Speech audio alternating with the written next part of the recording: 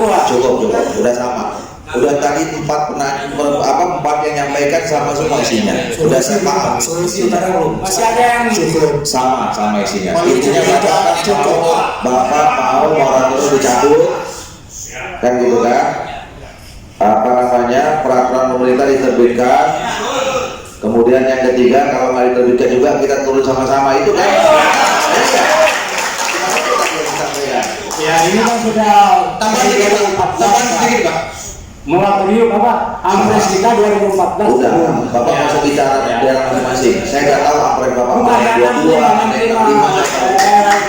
ya. Bapak Ibu sekalian, Izin Pak Ketua, tambah sedikit aja. Ini poinnya tambah sedikit aja. cukup nanti Pemerintah saya kira perlu punya roadmap yang jelas, tahapan-tahapan. ini mau saya jelasin. Jadi itu aja, Saya tapi mau poinnya jelasin. kurang. Terima kasih. Nah, tadi datangnya terlambat, itu.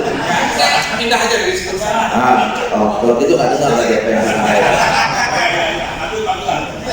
Begini, Bapak Ibu sekalian, kalau bapak-bapak dan ibu-ibu tanya anggota DPR, terutama di Komisi 2 ini, semua anggota di Komisi 2 ini punya kepentingan untuk daerah tahun baru. Karena kami mewakili daerah pemilihan kami masing-masing, yang pasti di daerahnya itu ada keinginan pemekaran. Saya dari daerah Pemekaran Sumatera Utara 3, ya, ada 2 daerah yang sudah 12-an tahun juga yang tidak demo. Jadi semua ada 48 anggota DPR Komisi 2 di sini. Tanya satu-satu, pasti mereka menginginkan adanya pemekaran karena mereka dituntut juga sama daerah pemilihannya masing-masing. Jadi Bapak nggak usah lakukan itu. Dan persoalannya bukan di kami, persoalannya itu di pemerintah. Ya. Nah, oleh karena itu saya mau baca ini kesimpulan rapat ditandatangani oleh Mendagri dan Menteri TPN Kepala Bappenas waktu itu. Ada 2 menteri yang minta kami tantang ini. Satu poinnya itu adalah Komisi 2 PRRI meminta Menteri Dalam Negeri untuk menyusun kembali rancangan peraturan pemerintah tentang penataan daerah dan rancangan pemerintah tentang desain besar penataan daerah sebagai amanat Undang-Undang Nomor 23 Tahun 2004 tentang pemerintahan daerah sebagai pintu masuk dalam meninjau kembali kebijakan moratorium pembentukan daerah otonomi baru. Untuk itu Komisi 2 dan Menteri Dalam Negeri sepakat merumuskan secara bersama melalui kajian dan yang komprehensif terkait penataan daerah dan desain besar penataan daerah hingga sampai desa kelurahan. Jadi kami udah minta bukan hanya kabupaten, sampai desa kelurahan aja udah minta. Nah, oleh karena itu saya kira kita harus fokus saja pada perjuangan ini. Ya, saya ingin mengatakan dan saya juga sampaikan juga pada pemerintah, yang namanya pemekaran itu keniscayaan Bapak Ibu sekalian. Ya, nggak bisa dihindari. Kenapa? Satu, jumlah penduduk kita terus bertambah. Kalau jumlah penduduk kita bertambah, berarti kebutuhannya juga bertambah, kepentingannya juga bertambah. Nah, kalau kebutuhan dan kepentingannya bertambah, maka institusi yang melayani kebutuhan mereka harus bertambah. Itu logika sederhananya. Makanya saya bilang, kalau kita kelamaan menahan pemekaran ini berarti kita mengingkari pembangunan Indonesia. Nah, ini yang sudah berkali-kali saya sampaikan. Nah, oleh karena itu kita atur aja langkah-langkahnya. Menurut saya ini tantangan 21 September 2022, ada kelamaan juga Pak Ketua. Ya, udah 9 bulan nggak ditindaklanjuti. Janjinya waktu itu kita mau dipertemukan dengan Wakil Presiden. Jadi dalam waktu dekat ini, menurut saya nanti kita berupaya, saya coba minta lagi sama Mendagri apa akses yang kita punya, termasuk saya, termasuk Pak Ketua Umum, itu bagaimana mengagendakan, ya, ada pertemuan Wakil Presiden, ya, dipimpin oleh Wakil Presiden, yang diundang itu pimpinan Komisi 2, Menteri Dalam Negeri, dan Fornas. Ya, sehingga di situ jadi ketahuan di situ mana yang nggak komit. Ya, jadi pertemuan itu kita berharap, saya berharap ada kesepakatan, ya, yang langsung ditindaklanjuti oleh pemerintah dalam menyusun peraturan pemerintah. Ya, jadi Jadi nanti kita sampaikan saja situ. Kita punya target minta peraturan pemerintahnya dalam waktu 2 bulan misalnya sudah selesai. Nah, apa yang saya sampaikan tadi, kalau misalnya peraturan pemerintah ini sudah ada, itu bisa gampang, ya. Mau kita, yang saya bilang tadi 3 tahun itu kan sebetulnya itu adalah bagian dari moratorium parsial, ya. Tahun pertama itu kan itu yang prioritas, artinya kan gitu. Baru tahun kedua yang prioritas kedua, prioritas ketiga dan segala macam itu. Nah, kalau misalnya pertemuan itu berhasil kita laksanakan, kemudian disepakati, ada poin-poin kesepakatan dalam 1 bulan, ya, pemerintah belum juga mendapatkan indikasi, baru bawa kirim orang-orang di sini sama-sama kita. Instruksi ketua, boleh minta instruksi sebentar ketua. Jadi kesepakatan pemerintah ini sudah berkali-kali dibuat, Pak. 2016 kita bersama-sama DPD dan Mendagri almarhum Cahyokumolo sudah menandatangani itu, Pak. Ya, tapi sampai hari ini tidak ada keinginan baik untuk mewujudkan itu. Iya, terus Bapak maunya gimana? Nah, ini yang perlu barangkali dengan DPR ini insya Allah bisa cepat kan. Iya, ini kan udah bilang Ini pemerintah selalu tunda-tunda terus. Langkah-langkahnya udah disampaikan. Jadi kalau Bapak nanti 1 bulan setelah pertemuan itu, ya baru kita buat langkah-langkah yang ekstra parlementer.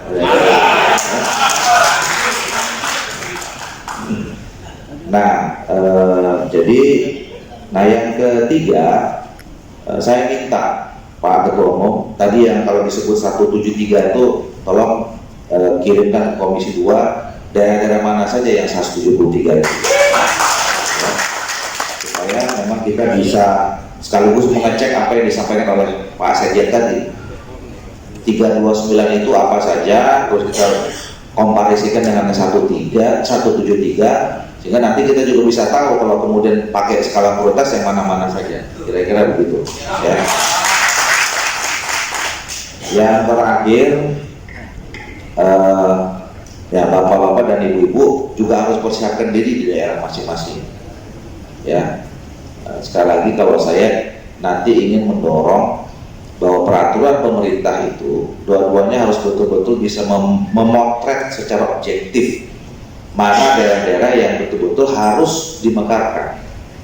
Ya, jadi jangan sampai nanti begitu dipotret ternyata daerah-daerah yang Bapak perjuangkan itu tidak masuk kriteria yang objektif.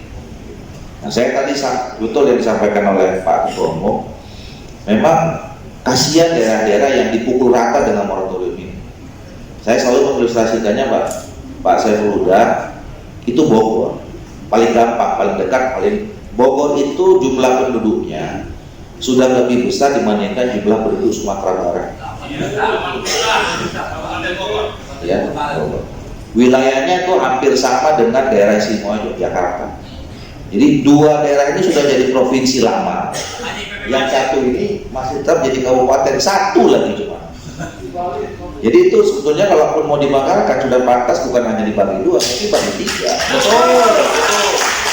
Dan terus terang saja, Bapak Ibu sekalian, terus terang saja.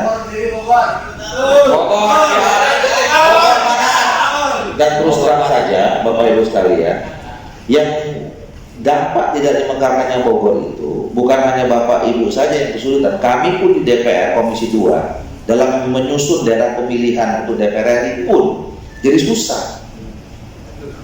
Karena itu cuma satu-satunya daerah pemilihan untuk DPR RI yang cuma 1 dapil se-Indonesia. Tidak fair Pak Saiful Huda dengan dibandingkan dengan daerah-daerah yang lain. Ya, kursinya 12 kursi maksimal gitu. Cuma 10 kursinya, mau ditambah jadi 12 terbentuk undang-undang karena kita pakai 3 sampai 10. Jadi kalau bicara soal kesulitan, kami pun juga sudah mengalami kesulitan gara-gara nggak ada pemekaran ini, kira-kira begitu. Bukan bapak-bapak ibu saja. Nah, jadi kita mau mengatur representasi kan kemarin kita nambah kursi 580. Ya, mau kita atur ulang nggak bisa gara-gara terbentur soal itu. Jadi makanya memang sudah waktunya ya memang pemekaran ini harus dibuka kembali. Nah, saya kira itulah Bapak dan Ibu sekalian yang menjadi catatan. Jadi tadi kalau soal desain itu saya minta supaya PP itu isinya desain roadmap jadi setelah ada PP baru kita bisa nyusun roadmapnya. Yang saya bilang tadi tahun pertama, tahun kedua, ketiga itu ada roadmap penyelesaian soal daerah pemekaran di Indonesia. Saya kira cukup ya, Bapak Ibu sekalian. Sebelum saya akhiri, mungkin ada kata penutup dari Ketua Pak. Cukup ya. Baik, Bapak Ibu sekalian, ini baru datang samping saya Pak Cornelis dari fraksi PDI Perjuangan, mantan Gubernur Kalimantan Barat 2 periode, mantan bupati juga 2 periode, termasuk yang getol juga mendorong terjadi pemekaran.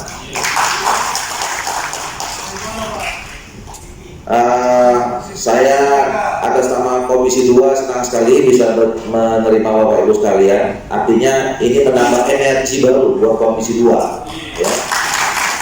Menambah energi baru untuk tetap mendorong, mendesak pemerintah untuk segera menerbitkan dua peraturan pemerintah itu dalam rangka kita mulai kembali menata pemerintahan daerah kita. Terima kasih sekali lagi Pak Saifuddin, Ketua Umum, Bapak-Bapak Ibu sekalian. Kita berkoordinasi terus ya. Jadi agenda kita dalam waktu dekat adalah ketemu dengan Wakil Presiden ya. Dan Ketua PPUD. Dan di sana nanti kita akan minta diundang Menteri Dalam Negeri dan di situ kita ambil kesepakatan antara pemerintah, DPR dengan masyarakat yang diwakili oleh Bapak-Bapak Ibu sekalian Forkonas. Dengan sekali lagi terima kasih, selamat berjuang, salam hormat saya buat keluarga Bapak Ibu semua yang berjuang di daerah masing-masing ya, sabar dan terus berdoa supaya perjuangan kita berhasil. Dengan mengucapkan alhamdulillah, maka rapat dengan pendapat ini saya nyatakan resmi ditutup. Terima kasih.